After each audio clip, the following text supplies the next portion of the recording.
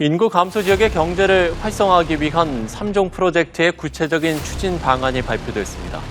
인구가 급격히 줄어들고 있는 전국 89개 지역에서 집이 있어도 인구 감소 지역에 집을 사면 1가구 2주택이 아니라 1주택으로 여기겠다는 건데요.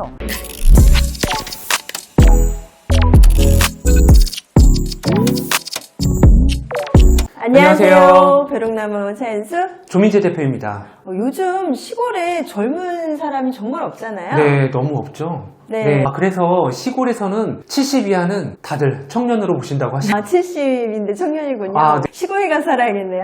청년 되려면. 네. 시골뿐만 아니라 중소도시에도 인구 감소가 정말 심각한 상황이에요. 네, 심각합니다. 네. 그래서 이번에 정말 반가운 뉴스가 나왔죠. 지난 4월 15일에 정부관계부처 합동으로 인구 감소 지역 부활 3중 프로젝트 추진 방안을 발표했습니다. 정말 반가운 뉴스네요. 세컨드홈 활성화가 정말 가장 눈에 띄는 뉴스인데요. 세컨드 홈 활성화요? 네, 그러니까 네. 별장, 세컨하우스라는 네. 거죠. 세컨하우스. 별장을 말하는 건데 인구 감소가 너무 심각하니까 네. 지방에 별장 하나씩 가지세요. 뭐 이런 내용인 거죠. 도시에 사는 사람들이 아무래도 돈이 좀 있으시니까 그 네. 돈으로 지방 소도시나 네. 시골에다가 집 하나를 아. 더 사세요. 뭐 네. 이런 건데요. 그렇게 하면은 지방 소도시나 시골에 산 주택은 주택수로 잡지 않는다고 하네요. 네, 그래서 세금 혜택을 정말 많이 주는 그런 내용이더라고요. 그나마 돈이 있는 사람들은 도시 사람들인데 시골에 작은 별장이나 세컨하우스를 사고 싶어도 지금 가지고 있는 도시의 주택을 팔 때 어마어마하게 나오는 양도소득세 때문에 구입을 못하고 계시잖아요. 그렇죠. 그래서 그 차선책으로 네. 토지를 작은 거를 구입해서 네. 거기다가 이제 농막을 지어서 별장처럼 쓰시는 경우가 좀 많았어요. 근데 이제는 그럴 필요가 없는 거죠. 네, 주택을 사도 그걸 네. 주택수로 잡지 않겠다고 한 거니까요. 그럼 엄청나게 좋은 소식이네요. 그렇죠. 네. 그래서 시골에 이제 집을 사서 별장을 쓰더라도 취득세, 종합부동산세, 양도세 이런 거에서 주택수로 이 주택을 잡지 않겠다 뭐 이런 거죠. 그래서 네. 세금 감면을 해주고 시골 부동산의 거래를 많이 해주시고 또 네. 시골 인구수도 좀 많이 늘려주세요. 뭐 이런 정책이라고 볼 수 있을 것 같아요. 네, 시골 부동산도 살려주고 네. 시골 인구수도 늘려주고 그렇죠. 네, 두루두루 좋은 정책이네요. 그렇죠. 이런 세제 혜택을 주면 고향이나 대도시 주변의 주말 농장과 별장용 주택 거래는 정말 활성화될 거라고 생각할 수 있겠네요. 그럼 네. 이번 발표 자료 보면서 자세히 좀 살펴보도록 할까요? 네, 이게 인구 감소 지역 부활 3종 프로젝트 추진 방안으로 2024년 4월 15일 발표한 내용이네요. 내용 한번 살펴보겠습니다. 차 대표님, 그러면 이 추진 배경이나 이런 추진 배경은요, 총 인구수가 21년부터 감소세로 전환된 거에 대한 문제점인데요. 이로 인해서 수도권과 지방 간 불균형, 또 인구 감소로 지방이 소멸 위기가 심해진다, 뭐 이거에 대한 문제의식이에요. 네. 그동안 인구 감소 지역에 대해서 21년 10월 달에 지정 발표를 했고요. 또 특별법을 23년 6월에 제정을 네. 했습니다. 이로 인해서 인구 감소 지역 지원을 위한 기반 구축에 총력을 기울이고 있고, 요번이 그 3종 프로젝트 추진 방안 발표라는 결과로 나온 거라고 보실 수 있을 것 같아요. 네, 참고 첫 번째 항목 인구 감소 지역 현황을 살펴보면 89개 시, 군, 구를 인구 감소 지역으로 지정을 했고요. 인구 증감률, 고령화 비율, 노출 생률 등 8개 지표를 활용한 인구 감소 지수를 바탕으로 지정을 했습니다. 네. 지도와 표를 보시면 감소 지역으로 지정된 지역을 보실 수가 있고요.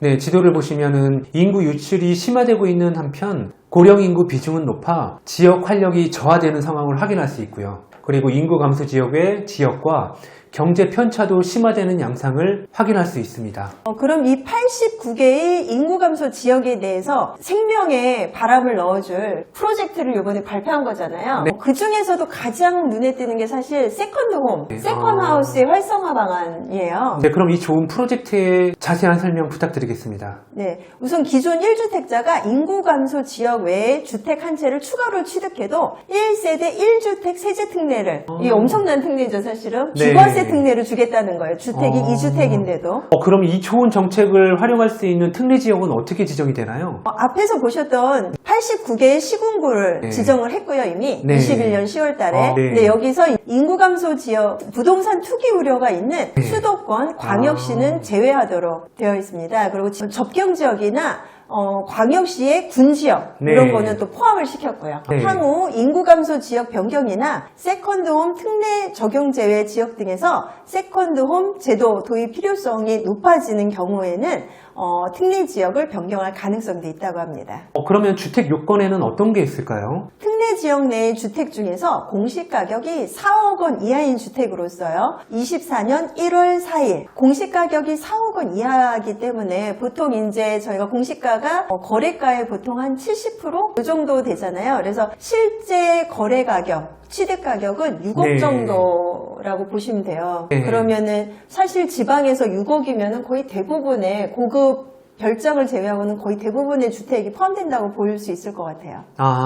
그러면 이미 기존 주택, 2주택을 갖고 있는 분들은 지원 대상에서는 포함이 안 되겠네요. 그렇죠. 네. 네, 현재 1주택에 대해서 네. 두 번째 주택을 인구 감소 지역에서 구입하셨을 때 해당이 됩니다. 더욱더 궁금한 게 있는데요. 그럼 이 계획은 언제부터 적용이 되나요? 네, 24년 과세분부터 적용 가능하도록 하고 있는데요. 네. 종부세와 양도세는 종부세 과세 특례 신청 기한 24년 9월 이전에 법 개정을 목표로 조세 특례 제한법 개정안을 발의했습니다. 또 재산세는 지방세법 시행령 개정 및 시행을 해서 24년 과세분부터 특례를 적용하도록 준비 중인데요. 세법 개정이 있어야지 가능한 거라서 네. 이런 과정을 거쳐서 이제 24년도부터 적용할 수 있도록 준비하고 있습니다. 근데 사실 여기서 문제가 네. 현재 정부안이기 때문에 네. 야당이 과반수 이상의 의석을 야당이 차지하고 있잖아요. 네. 그래서 야당의 협조가 긴밀하게 필요한 그런 내용입니다.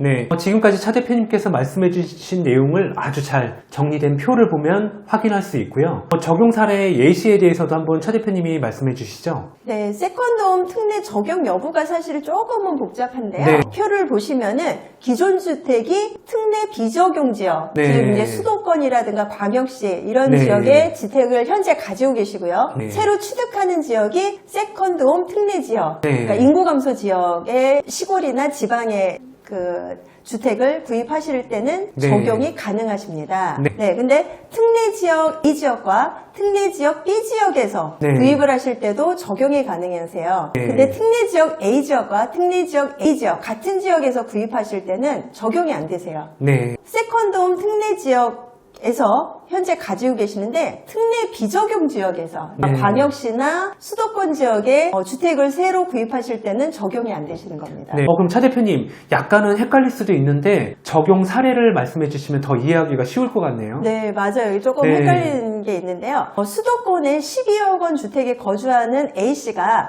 금년 5월 인구 감소 지역의 충북 비군에 주택을 구입하시는 경우에는 인정이 되는 겁니다. 네. 네, 그러니까 수도권에 기존 주택이 있는 거고 네. 그다음에 인구 감소 지역에 새로 구입을 하는 거죠. 네. 그러면 1세대 1주택자로 인정이 되고요. 두 번째로 인구 감소 지역 경북 C군에 주택을 현재 보유하고 있는 D씨가 동일 C군에 주택을 추가 구입하는 경우에는 D씨는 1세대 1주택자가 안 되시고요. 1세대 2주택자로 취급이 돼서 네. 적용이 되지 않습니다. 네, 그래서 같은 군에서 추가로 구입할 때에는 적용이 안 되는 거예요. 같은 군은 안 되고 네. 다른 타 군을 선택했을 때는 된다는 되는 말씀이신 거죠. 거죠? 네네. 그리고 세 번째로 인구 감소 지역 전남 2군의 주택을 현재 보유하고 있고요. 이런 FC가 앞으로 이제 옆에 있는 전남 G군의 인구 감소 지역에 새로 구입을 하시게 되면 1세대 1주택자로 인정이 돼서 적용이 네. 되는 겁니다. 이로 인해서 이 인구 감소 지역 내 주택 추가 구입에 따른 부담이 큰 폭 감소하며 해당 지역 주택 거래 활성화 및 생활 인구 확대가 기대가